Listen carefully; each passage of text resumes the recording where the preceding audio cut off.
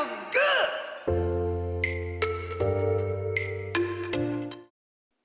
Mbote bandeko balandi biso na kati ya Ediba TV toyeli lisusu na lisolo moko ya mawa lisolo ya motema on abengaka na bino toujours na motema tozaka na motema ya kitoko eza te ke nyonso tomonaka ezali pao okomona oyo oluli oyo okomona oyo osepeli na oyo omoni oyo oluli oyo oyebi te owapi epai yo makanisi ye kokende mpona kozala mbeke yango tozaka toujours ba petit résumé avant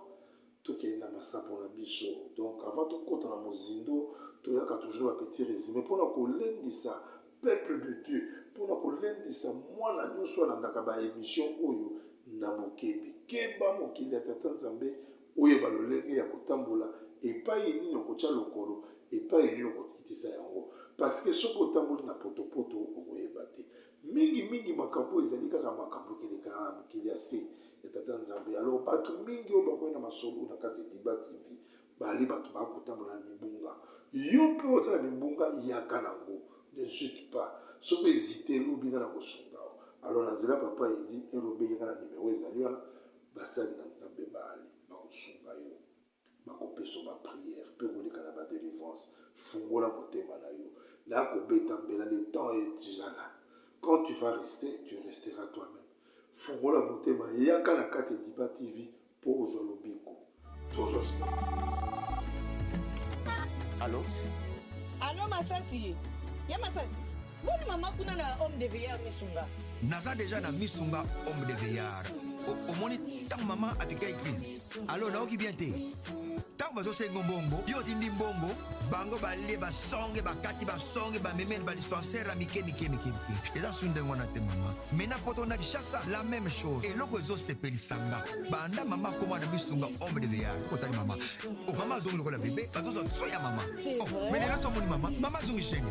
Mama zolia 3 fois tongo midi poko ndeko nanga elo musu sepeli singai misunga homme de veillard oyebi ke bana courant ezokata soki esalika manœuvre pano ya litan bana lumière 24h/24h et puis connexion internet evanda et puis soki mama ayoki mal à l'aise ou bien mutu pasi nzoto déranger kaka na mutu na place alali wana afini bouton rouge docteur mbango aza na kati c'est pourquoi homme de veillard misunga eza na kati ya clinique misunga Noso futi mbongo nozo regrette te. awa lisusu bien yango ezali baminganga bazosala mama contrôle chaque semaine Mais azala kuna? abela te bazosala examen En tout cas, ya Masasi emoneli penanga na pemi. Bana mama comme na homme de veillard misunga. Emoneli na misu te. Emonani bambongo na kopinda ya pamba bana. C'est fini tout ça. Boko liango lisusu te. Homme de veillard misunga. Ngana bango rendez-vous quand la fin du mois. Na pemi. Te, non. Tika ya panda kuna lia tranquille. Apema. Ba médecin 24h/24h. A continuer kuna ngana lopesa ka mbongo na fin du mois. Yebisa bango na changer comme on a commis les petits missunga. Babe. fungola motema na kati ya émission oyo tobengi solola yango toye mpo tosolola yango ngai na yo mituna ya biso bareponse ya yo na kati ya bacommentaire aime partage ndeko fungola motema papa edi asala oni ozalaka na likundu ozalaka motema mabe me biso tosi tolimbisa bino papa edi alimbisa bato nyonso oyo bazalaka na likundu verie oyo bazalaka motema mabe verie mponaka na problème na motu te molangi ya pembe nalobaka be verité oyo asepeli ayandi ngai oyo asepeli te luka ntango okota na repentance oleka na badelivrance mpo te nzambe akoka kolongola bayeyo mabe eza na kati ya motema nao naza koedifie yo mpo lobi olobaki nalekaki yango te zwa temps okoti onavigue oyoka moke papa edi akoloba nini sans plus tarder tokoti na mwa petit résumé ya lisitwale na biso ya lelo mwana mwasi oyo ndeko mwana mwasi oyo abengi biso na nzela singa toujours bana basi likolo baza kodomine makasi problème na ye ezali ke azali mama likelemba ye asalaka makelemba tobengi yango ristourne asalaka makelemba na ye uta bomwana na ye ane moto aba makelemba asalaka makelemba na ye na quartier na bango na bakone baekole partout où yatambolaka na kati ya société nyonso ya vie ya mokili na akota na groupe moko quelconque asalaka kaka makelemba. Donc ye cope ne ezalaka so akoti epai abandi kotuna bino tokosala kelemba te, ndenge modele ya vie na ye atambolaka ndango bongo. Ndeko okolanda ngai na ekenge tokoti sikoyo na mozindo ya lisolo na biso oyo ndeko mwasi abengaki biso na nzela singa. Ndeko mwasi alobi ye asalaka makelemba na vie na ye bandakola asalaka makelemba. Eye kokoinside na ntango moko boye akutanaki na baami moko boye na mokili kaka ya tata nzambe baza na quartier un peu différent, mais baza bato bakutanaka na banzela baeglise na banzela epai bakendaka kozwa mapa na baboulangerie parce que ye batekaka mpe na mapa. Apeteli bandeko moko basi oyo amonaki wana lisolo ya likelemba. En tout cas bazalaki intéressé, montant mpe ezalaki mwa moke likolo, bayokanaki par mois batiaka lokola $50 selon bacalcul na bango, parce que ezalaka makelemba ebele, mais andibaki mwa $50 bango mpe baekaki te bakimaki, bazalaki une affaire de 20 personnes. Na likelemba bango babandaki bakopesa na bango bambongo na bango normal. Première rotation eleki 20 personnes balie bakie na deuxième rotation. Bato baliaki liboso bakomaka na nsima, bato bazalaki na nsima bakomaka bato ya liboso, bato basalaka makelemba bayebi yango. Mais eza mpe biloko moko malamu te na miso ya tata nzambe, eza lokolo defi mbongo ya intere. Yo moto oyebaka te ezalaka bambongo moko malamu te, mbongo ya intere eza bien te. Na yo modefi na ye mpe moto apesi yoebosomoki, parce que eza babiloko moko eza diabolique, eza mpenza kitoko mingi te. Ndeko mwasi par manque de connaissance na esprit na ye à ce moment-là, quand il a fait ça, il ne savait même pas lelo erakoyi na kati ya bapitopoto baproblème oyo ekomeli ye tangible oyo tokopartage ngo ngai na yo mpo topesa ye solution. Ça fait mal ndeko mwasi akoti likelemba oyo azali na likelemba oyo ayi kopesa mwana mwasi moko fagali ya mbongo mpo aliaka bato liboso, azalaki 18e personne mpo apesa ye mbongo na ye. Jour oyo bayokanaki mpo ya kozwa mbongo azalaki ndeko mwasi akomaki te. Comme d'habitude ye amesanaki soki azosala likelemba na motu azwaka mbongo elalaka mpa na ye te, soki eza jour na yo akosala effort amemela yo mbongo na yo. Subitement kolongwa mpa na bango mpo amemela fille wana mbongo akende kotikala ye akutani na bana kuluna. Ndeko okolanda ngai na bokebi makasi esali pasi mpe esali mawa, moto azoya kotikela mbongo avec bolingo nyonso kolakisa yo bana kuluna bakutani na ye mpe bakati ye pota monene na loboko. Ndeko mwasi babotoli esaka mbongo, babotoli batelefone, babiloko nyonso, ake kose retrouve mbango na l'hôpital mpo pota ezalaki monene. Yo mpe ozongi ndako ozalaki na yo te, okendaki ndeko mwasi batamamela mbongo na kwe na bango babeteli lisolo atantini mo botambolaka ne alobi na biso ke azakoya koluka yo, mais bakolonere balandi ye bakati ye pota monene à la clinique mo quelque part. S'il y a moyen, tu peux toujours passer au visiter à bien. Nakomana ndako bikulu na pa na biso eza histoire moko faut totelemela ngo na façon nyonso, parce que ezali bato moko bapreparaki groupe wana eloko wana na ntango toza kokola kala oyoka orchestre moko songolo paka ezalaka na coin na quartier oyo na commune wana okata mosusu baza na 25 groupe ya orchestre. Lelo ekoma bakozala na 17 groupe ya bana kuluna, donc okoma lokola neti bana quartier oyo na quartier oyo bayokanaka te, bana quartier mai ndombe na bana kintiako bayokanaka te. Mpo na nini? Bakotisa mauvais sort na kati ya mitu ya bana pendant bagouvernance ya bakonzi na biso ya mboka oyo badirige biso. Eza toujours bapréfet en passant ya kocomprendre eloko nini papa edi alingi aloba. Yango toza kobunda meme na banzela ya kopesa message na bato bayeba kolanda biso bayemboka mpe na baoyo basala bambeba wana. Tala epai tomemi mboka na biso, babotoli ndeko wana mbongo. Mbongo wana ki alors na deuxième tour balongwani na $50 bakomani na $80 par tête. Mbongo wana ki ebele so kosala yango par 20 personnes. Alors yo moko oyeba montant ezalaki combien o babotoli ndeko mwasi epuis na mbongo wana atekaki na telefone biloko mosusu ekendaki na kati ya sac wana. La victime qui azali sous blessé sous pota monene oyo koto ya wuti koto po ke rendre visite akutie na pota ya pa relancer histoire bidon so na zu pota tele ezali ka oyo na bia kotikela yo meya moto na passe te wana zambi o préparer que on ndeni jour à tour na ngai ngabi o ngala ko na ko préparer mon ndeni abendani mondinga zana l'hôpital l'état basilisi pansement ya kanisi bakopima akele kokompanye ye te ya bengele bambula mataki mpo batya ye maboko aderobenga aiskobenga mbongo. Je m'excuse. Ndeko mwasi oyo aswente oyo atangisi makila mpona koya koyede yo mais yo omemie quand même la police na kowuta nde na l'hôpital. Mais c'est quel esprit? C'est quel esprit? Yo moto okolandanga banana kokoma j'aime kuna banana koyeme banana kokosala bacommentaire et puis partager ata na 5 contacts pamba pote lobi papa edi ayela osusu masapo ebele po ozwa bwanya. Au nom de Jésus, matoye fungama munokolo ba matoye fungama munokolo ba na kombo na Yesu.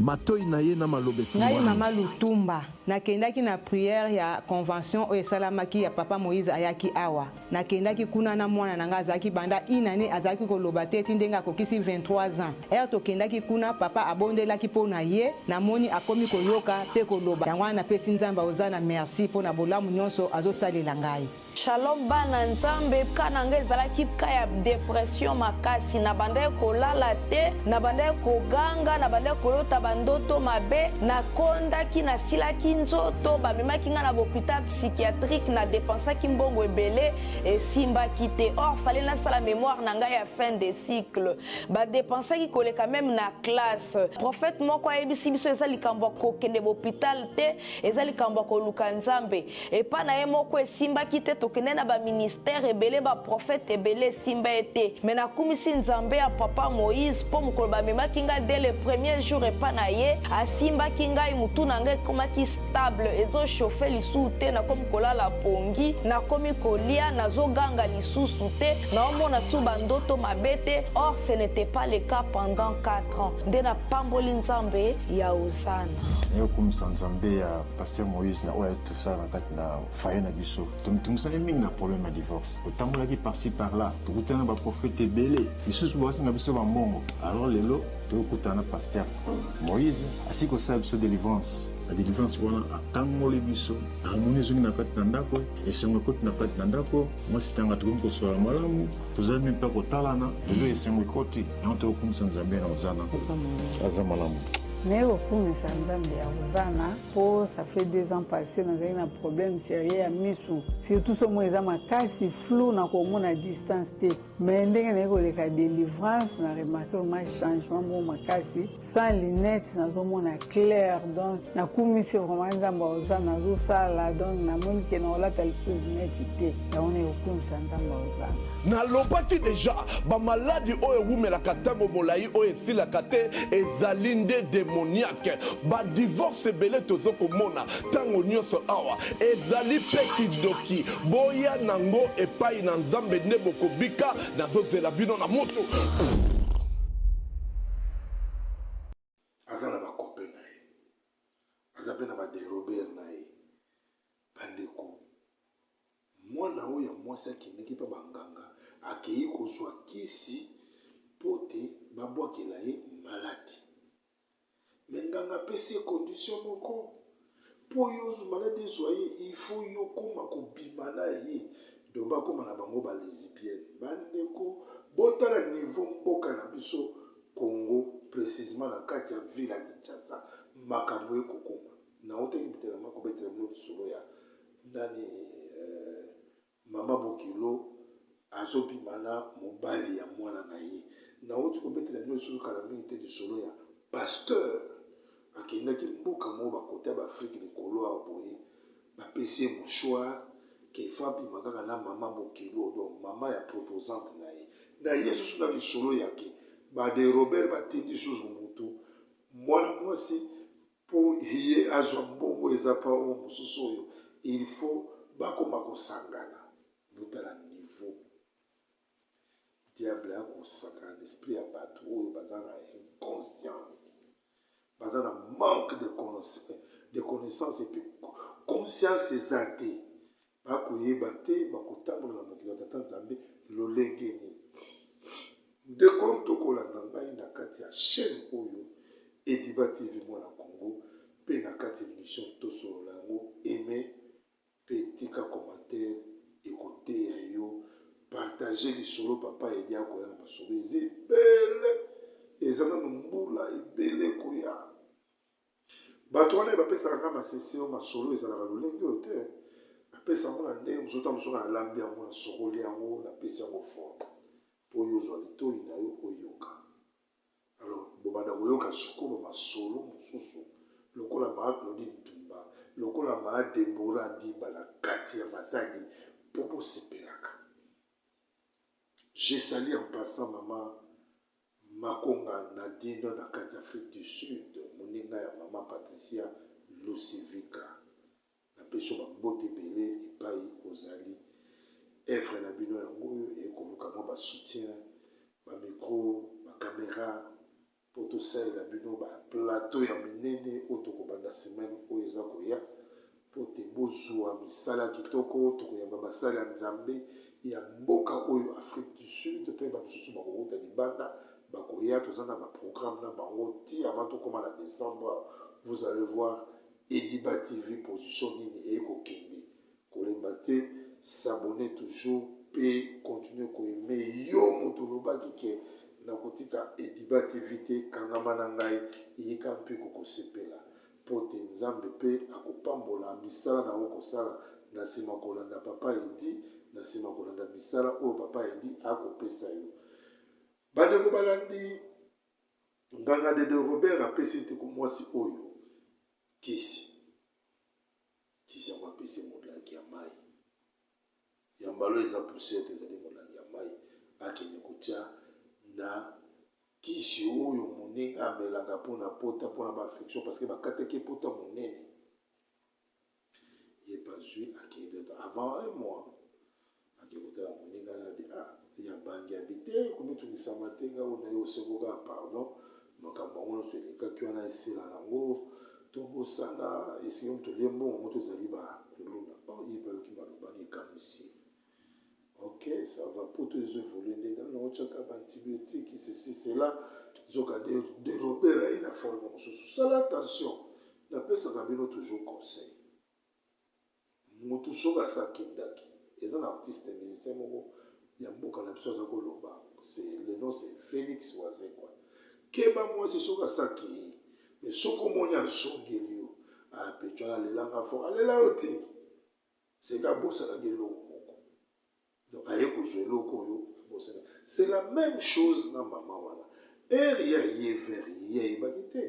manque de connaissance manque de spiritualité mais kango papa edi okocomprendre que spiritualité evandi awa okocomprendre que papa edi akomona oyo ya koyebisa okeba tambula nanga boye ngai awa mayele ya bonzambe ekomi mingi na kati na nga mpe bwana ya bonzambe ezali nanga esprit saint ezali nanga ana koloba na bino ezalaka vrai mpe vrai donc quand tu viens avec tes aventures devant moi Dieu va te stopper kuna bakotaka te donc zala epai otikali mpo te landanga na bokebi nalendisa yo landanga na bokebi mpo na édifie yo na misala mabe oyo ozalaka nango na kati na yo toza kojuge kaka teke bato baya misala mabe me oyo ya mabe soki ozalaka moto bacocococo ekoteya yo na kati Ediba TV eza na eloko moko oture soki ozalaka moto alikundu na ndenge nalobaka okoyeba te awa fona boto eza boya oyo eza lokola mathématique mo bakotangisa na histoire okoyeba géographie nde na banango comprendre yango landanga na bokebi makasi mpo mwana mwasi wana atamboli na motosi ya bodiabulu ake komona oyo mpe azali na manque de connaissance amemeli ye kisi na maboko na ye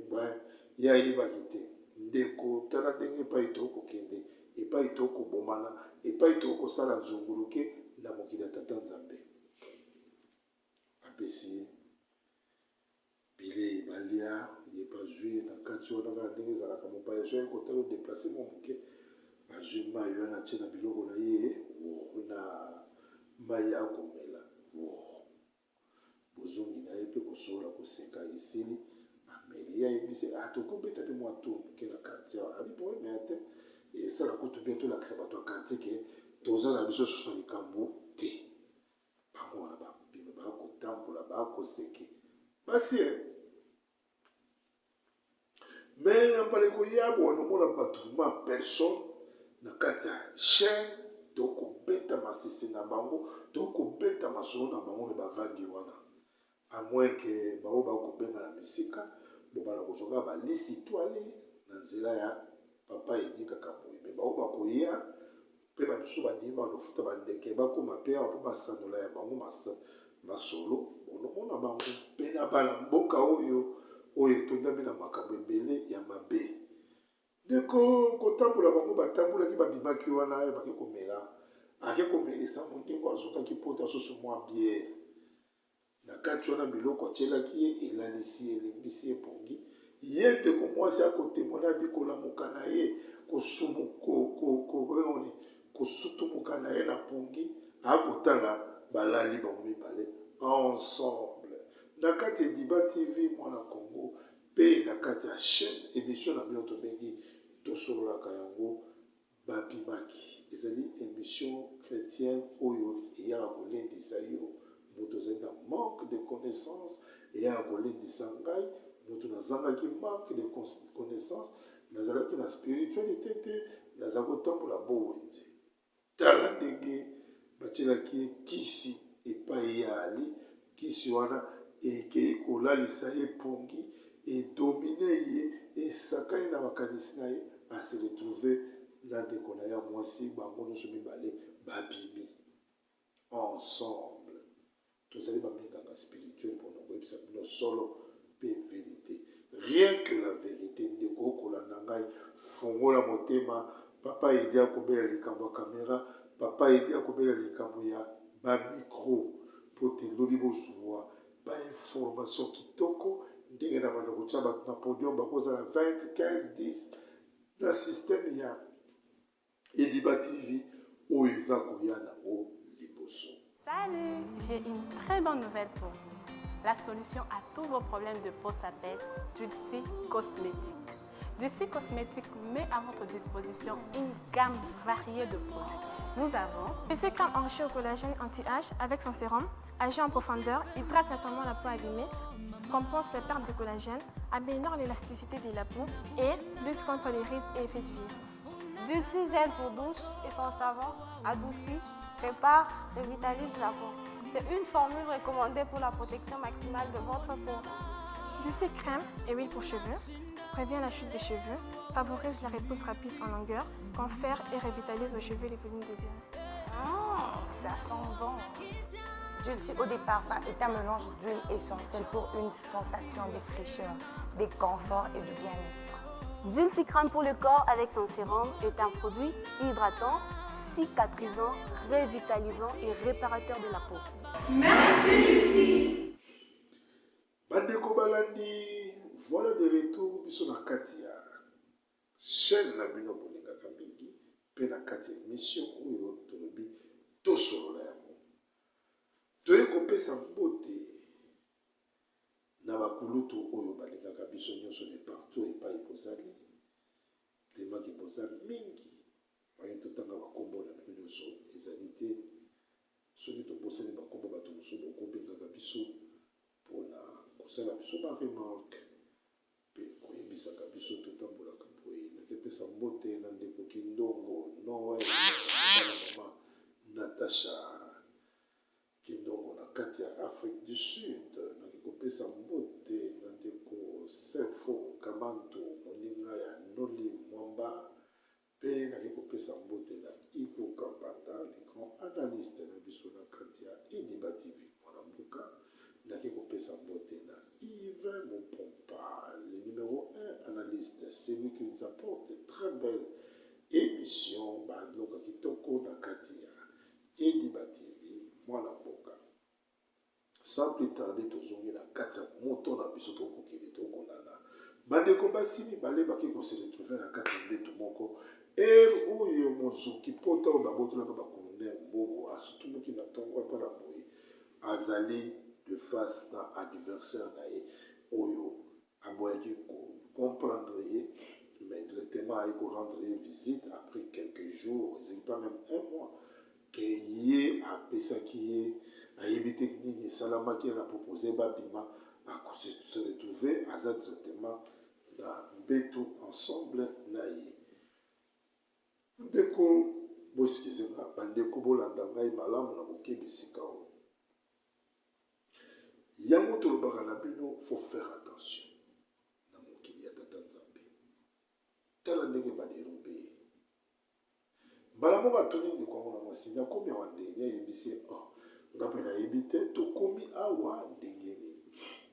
asali semblant le sembleur fait toujours semblant ye nde ayebi ndenge akomisi ye epai wana bandeko ndeko mwasi aleli me okosala moni ayebisi ye oyo ayaki na kisi ayebisi ye poisa ngai nalingi tobanda kobima tobimaka yo na nga lokola mwasi na mobali a partir ya wana mbongo oyo ofa kofuta ngai ekendango kaka bongo esila nde misio yelinga yango wana aya yango wana mpe esilana ndeko atali likolo atali na nsima na manque de connaissance oyo bazalaka nango andimi bakomi kovanda bakomi kobima pendant une année s'il vous plaît babimaka bongo oyoka likambo ekomeli bango mpo lelo babenga papa edi